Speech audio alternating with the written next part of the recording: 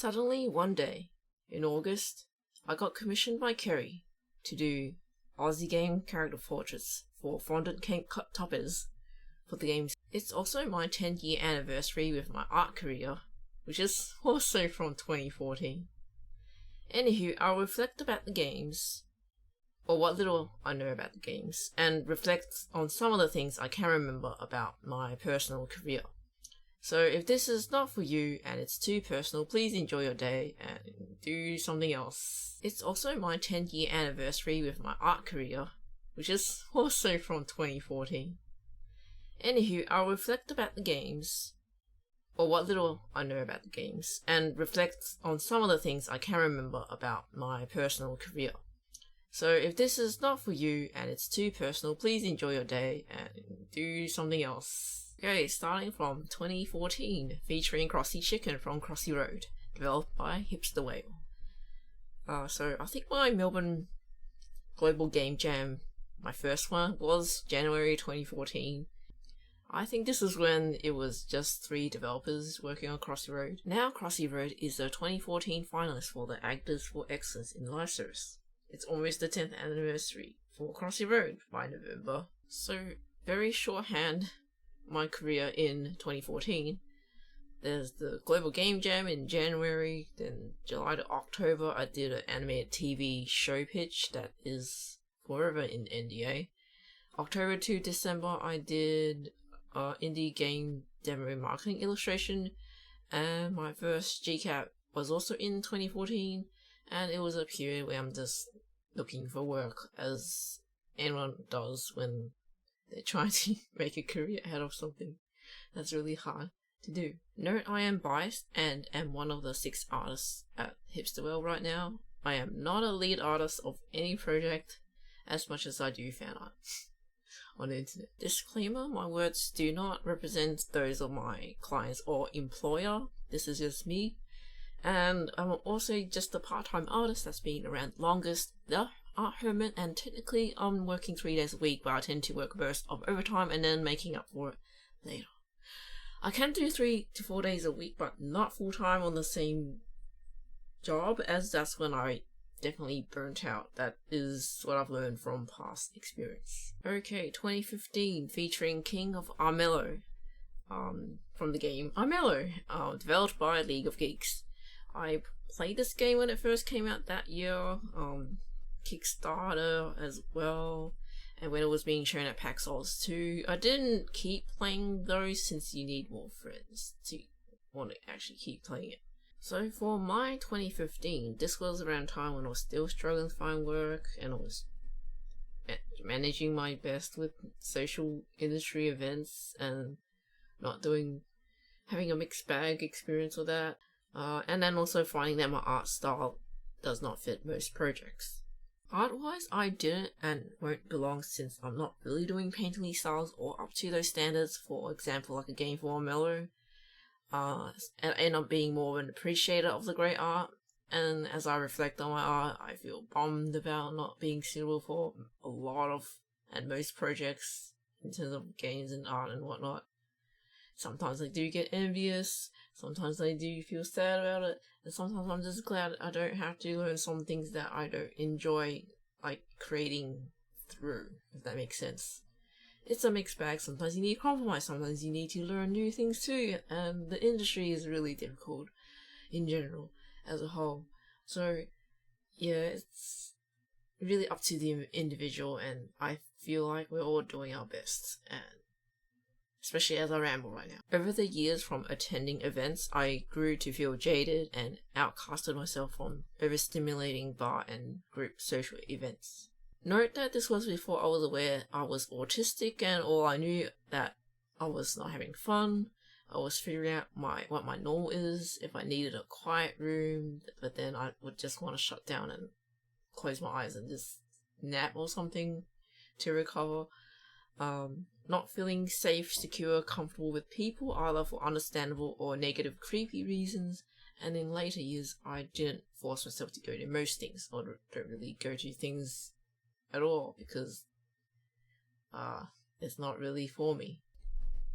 Moving on to 2016, featuring Rouge, from the game Agent A, A Puzzle in Disguise, developed by Yak & Co. I also played this and used a guide to help me finish the game because I do not consider myself smart. I do have a go at it, and then I just want to get through the game. I think there's 2 games in this series so far, but I've only played 1. With my career in 2016, this was when I started my first studio job from February 2016, and I was in some Hacksaws panels too. One of them was a game jam one where I was doodling whatever silly ideas that seemed entertaining. I think I remember a toilet, muscle duck, and I don't remember the rest. If you want to know more, my blog details it at the time when I documented it. So I was contracted on Crossy Road stuff and Disney Crossy Road on and off since August 2016, with my first Crossy Road world and characters ending up being the dinosaur update. And then I ended up doing a whole bunch of fan art doodles because I just wanted to draw cute dinosaurs. With 2017, it's Hollow Knight from the game Hollow Knight, developed by Team Ceri. I watched a lot of gameplay for this. It's a very good, successful game with wonderful art and animation. At the time I was, wow, I was drawing Hollow Knight can be in games. Note, I've been doing mostly voxel art during this time, and in later years I pushed myself to learn vector art too. I was not really physically, technically doing the drawing motions with my hand. I'm doing mouse clicking. In 2017, freelanced on Frame 2 Polaroid collectible illustrations as well, and then did my first GCAP and New Zealand GDC talks too. Took me 3 months of anxiety, stress, and sleep deprivation to prepare, so never again. I don't want to do a talk at a conference. No, thank you. On a personal note, I think roughly 2016 to 2021 or so was where I just felt tired and jaded of networking and unfollowed a lot of game dev artist people that just made me feel alienated, sad, ghosted, and not enough. This is a me problem. I guess I just feel pretty insecure and a fraud all the time, and just feel, jaded, I guess. Though people have unfollowed me and drifted off as well, or people don't feel comfortable around me. It happens when you're a quiet, asocial, introverted person who prefers one-to-one chats and doesn't really do social group things. I am incredibly out of practice, awkward, and I tend to just zone out into my head, or just head empty because I'm just tired and overstimulated, and I just dissociate, I guess, and don't feel like I'm just in my own world, I guess. I'm tired. Everything's too much. I'm a sensitive snowflake. Yes. Thinking back, I do feel sorry I didn't follow some people back on Twitter or whatever platform, as I would have if I were in a better, less negative, less wary headspace. Side note, I can't follow or keep following everyone. I am not everyone's friend, and we all have boundaries to be respected, and friendship and connection is not expected forever. It's not. Friendship and connection needs to be maintained, I feel, and even I am not great at that. I didn't want to feel pressured or obligated to follow a friend back or keep it going, as I was also managing with a lot of insecurities, envy, hurt, and trust issues. And it's an ongoing thing. It's valid that those people unfollow me for one reason or another, and social media isn't great for deeper connections in the long run. There's times where people got passive-aggressive, hurt with me as a result of me doing something wrong, or something I'm not aware of, and they expect me to know what I did wrong. Or I was feeling hurt and disrespected first, and they have no idea. Or they do, but then they act like they didn't do the thing that got me upset. Messy human things.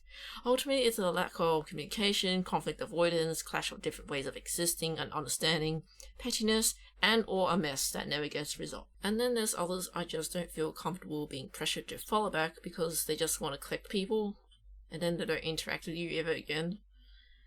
Or maybe they sometimes do initially, and then they just, do their own thing again, back to normal. And while I wanted something more meaningful than that in general, or they were just hustling me or creeping me out. It also does bum me when people do nice things for you and then they demand and expect things back in return, like a transaction, and it makes the kind things they did feel not genuine anymore.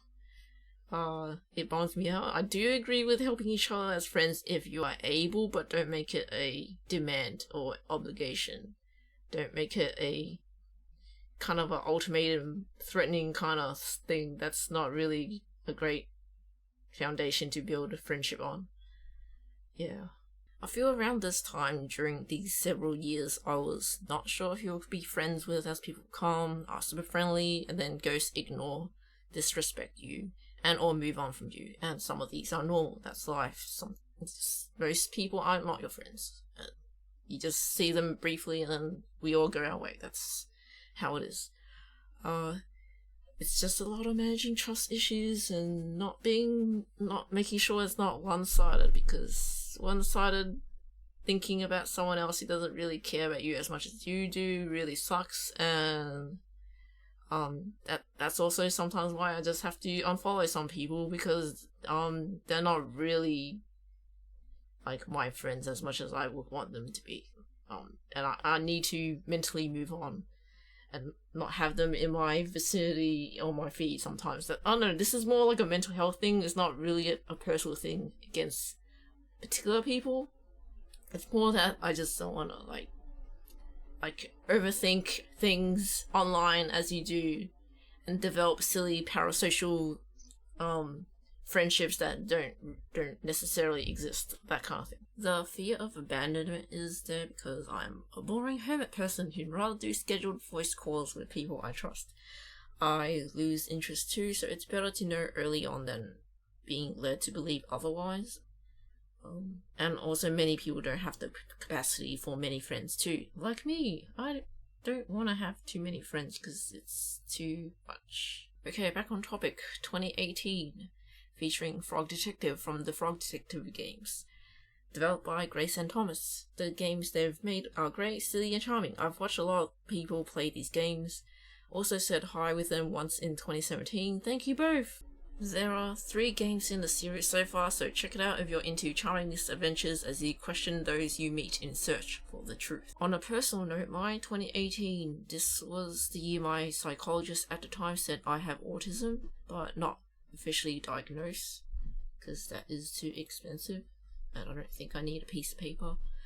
But it was a lot of figuring that out at the time, and how things make more sense now with how I struggle to connect with most people and I feel alone around them, like an alien. So it was a lot of, oh, that's why people are unavailable or avoiding me or ghosting me, and I just assume people are far too busy for me. I don't know, there's a mix of, should I give them the benefit of the doubt? Sometimes I do. Depends if there's a pattern of it.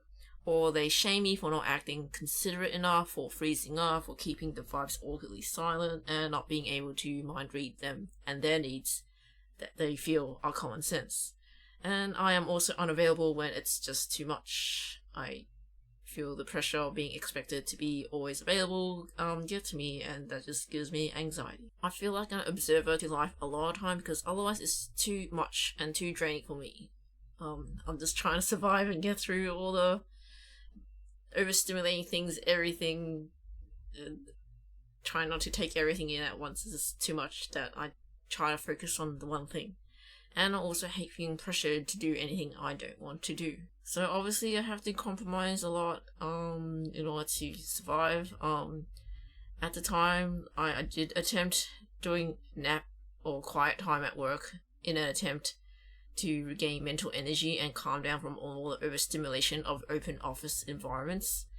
I still had too much stress and tension that I have a jaw pain disorder now, and other stress related things I try to manage. So what I am a sensitive snowflake. I'm tired of working against how my brain and body works and trying to work with it instead. So yeah, so I guess I'm high maintenance now, I don't know. At the end of 2019, I went on my first and only time to Japan. It was a mixed bag of wonderful stress, anxiety, being treated by the place I was staying, and getting scolded by 3 different Japanese people for being an inconvenience, nuisance, which left me sad and mixed. And I'm not going to go into detail because it's the past, but it does leave me with a conflicted feeling whenever travel to Japan gets mentioned. Yeah, back on topic, 2019 featuring the Goose from Untitled Goose game developed by House. I actually played this game and I watched a lot of people play it too. It was great. It's still very great. On a personal note, my 2019 was the year I lost my job during my trip. I was job hunting mostly quiet periods of nothing and feeling like no one would hire me. Especially how commissions are just hard to come by in general. I did some brief freelancing with Mountains, and this was before the People Make Games video about their saddening work culture came out, and I was also a remote worker, so I didn't really witness or experience much of it myself. So please listen to people who were there at the time and watch the People Make Games video if you're curious.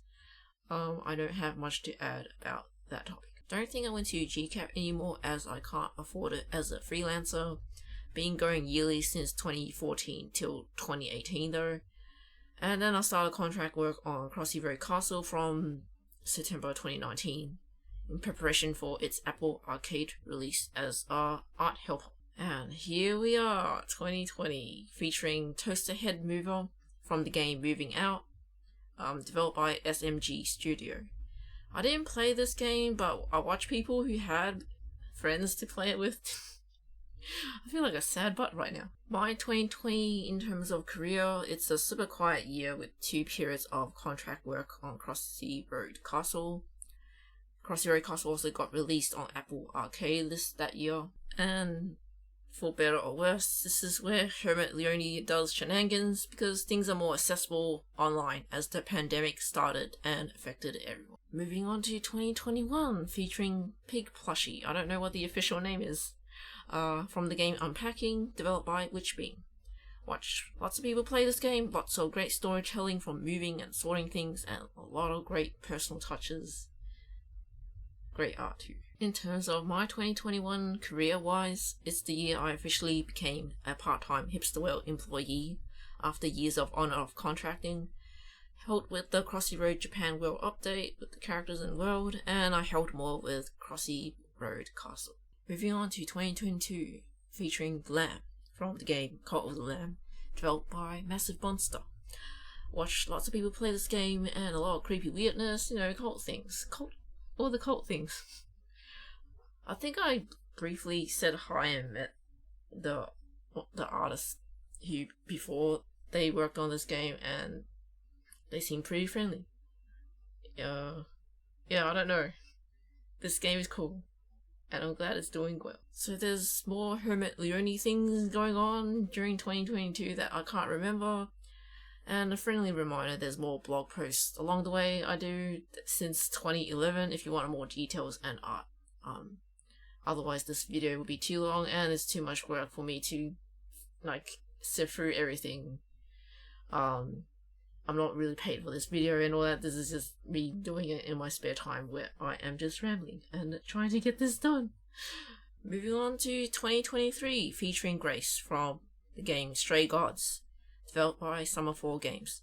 Watch a few people play this for the different endings, great art and songs, and it's always Grace's song that sticks in my head.